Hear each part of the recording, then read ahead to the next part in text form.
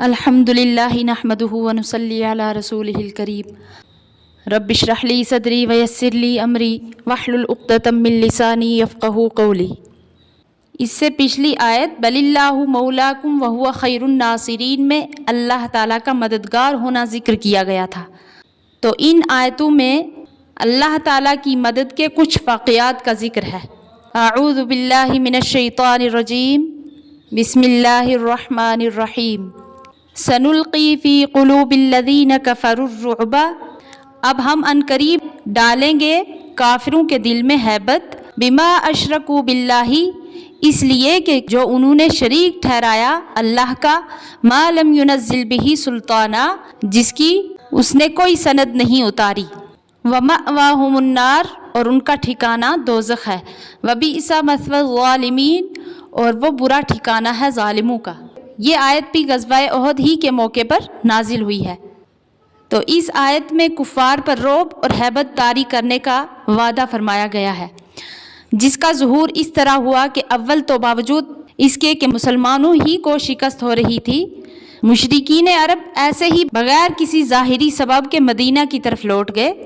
پھر جب کچھ راستہ طے کر چکے تو اپنی بیوقوفی پر افسوس کرنے لگے کہ جب مسلمان دم توڑ چکے تھے تو اس وقت وہاں سے واپس آنا کوئی ہماری عقل مندی نہیں تھی، اور پھر مدینہ کی طرف واپسی کا کچھ ارادہ کیا تو اللہ نے ان کے دلوں پر ایسا رعب ڈالا کہ مدینہ کی طرف بڑھنے کی ہمت نہیں ہوئی۔ کسی راہ چلتے گاؤں والے سے کہہ دیا کہ ہم تجھے اتنا مال دیں گے، تم مدینہ جا کر مسلمانوں کو ڈرا دو کہ وہ پھر لوٹ کر آ رہے ہیں۔ یہاں یہ سارا واقعہ حضرت صلی اللہ علیہ وسلم کو بذریعہ وحی معلوم ہو گیا، تو رسول اللہ صلی اللہ علیہ وسلم ان کا پیچھا کرنے کے لیے مقام حمراء الاسد تک پہنچے، مگر وہ بھاگ چکے تھے، تو یہ آیت اسی واقعہ کے متعلق نازل ہوئی۔ تو اس سے اگلی آیتوں میں غزوہ احد کے اندر مسلمانوں کو عارضی شکست اور مغلوبیت کے سبب کا بیان ہے۔ ارشاد ہے، وَلَقَدْ صَدَقَكُمُ اللَّهُ وَعْدَهُ إِذْ تَحُسُّونَهُمْ بِإِذْنِهِ، اور اللہ تو سچا کر چکا تم سے اپنا وعدہ جب تم قتل کرنے لگے ان کو اس کے حکم سے، یعنی جنگ کے شروع میں تو آپ نے کفار کو اللہ تعالیٰ کے حکم سے قتل کیا، اور یہ تمہارا غلبہ آہستہ آہستہ بڑھتا گیا، حتیٰ اذا فشلتم، یہاں تک کہ جب تم نے نامردی کی، وتنازعتم فی الامر، اور کام میں جھگڑا ڈالا، وعصیتم من بعد ما اراکم، اور نافرمانی کی بعد اس کے کہ تم کو دکھا چکا وہ چیز جس کو تم پسند کرتے ہو، یعنی جو تجویز آپ صلی اللہ علیہ وسلم نے فرمائی تھی کہ مورچہ کے پیچھے 50 سپاہی اور ایک افسر کو بٹھایا، اس میں بعض کو غلط فہمی ہو گئی کہ مسلمانوں کو فتح ہو گئی، اب یہاں بیٹھے رہنے کی ضرورت ختم ہو گئی، اس لیے ہمیں بھی دشمن کے مقابلے میں شریک ہو جانا چاہیے، اور آپ آپس میں بحث کرنے لگ گئے آپ صلی اللہ علیہ وسلم کے حکم کے بارے میں، کہ بعض کہنے لگے کہ آپ صلی اللہ علیہ وسلم کے حکم کے مطابق یہیں بیٹھا رہنا چاہیے، اور بعض کہنے لگے کہ اب یہاں ٹھہرنے کا کوئی فائدہ نہیں ہے۔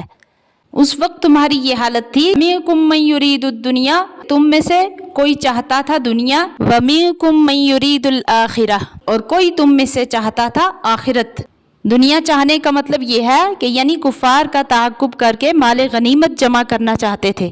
اور بعض تم میں وہ تھے جو صرف آخرت کے طلبگار تھے۔ تو اب چونکہ رسول اللہ صلی اللہ علیہ وسلم کے حکم کے خلاف کیا اور آپ صلی اللہ علیہ وسلم کے کہنے پر نہ چلے، دنیا کے حاصل کرنے یعنی مال غنیمت کے جمع کرنے میں مشغول ہو گئے، تو اللہ تعالیٰ نے آئندہ کے لیے اپنی مدد کو بند کر لیا، اور پھر تم کو ان کفار پر غالب نہیں آنے دیا، جیسا کہ فرمایا ثم صرفکم عنہم لیبتلیکم، کہ پھر تم کو الٹ دیا ان پر سے تاکہ تم کو آزمائے۔ اب یہاں پہ اللہ تعالیٰ نے لیبتلیکم کا لفظ فرمایا، یعنی جو تم سے عارضی شکست ہو گئی تھی اور اس کی وجہ سے آپ پر کفار غالب آ گئے، تو یہ بطور سزا نہیں بلکہ آزمائش تھی۔ چنانچہ اس آزمائش میں یہ ہوا کہ اس وقت منافقین کا نفاق کھل گیا اور مخلصین کی قدر بڑھ گئی۔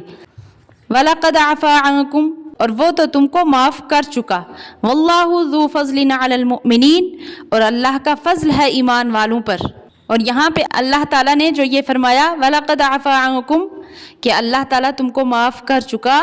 یعنی اب آخرت میں پکڑ نہیں ہوگی، اور اللہ تعالیٰ بڑے فضل والے ہیں مسلمانوں کے حال پر۔